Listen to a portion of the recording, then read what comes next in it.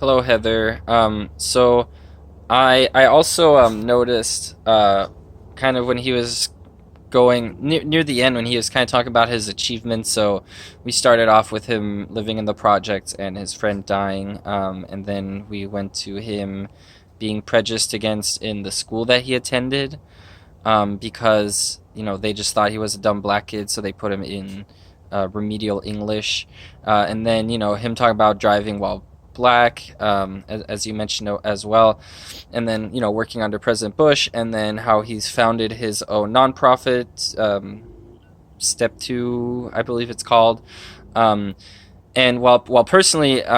my perception of him didn't change, because I don't really or I guess I perceive people, but I don't judge people based on just how I perceive them, right off the bat.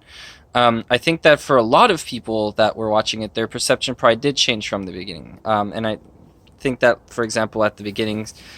some people might view him and say, "Oh, like that's how it is," like black person in the projects, which is not at all correct. But I could see how people would start off with that and then kind of go to when he was in school, being like, "Oh, like."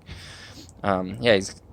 getting prejudiced against, like that's shitty, but it's what happens when you kind of move up, and and I think that as he moves on and shows more professional things, that people who did perceive him as being something less or something just because of the color of his skin will slowly realize that that has nothing to do with it, and that he can wear all these different hats regardless of the color of his skin, um, and kind of the perception that people have about him. So he's able to break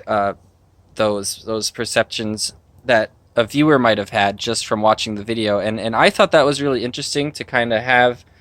I'm sorry, I think my dog's about to like go crazy, um, and that's a perception.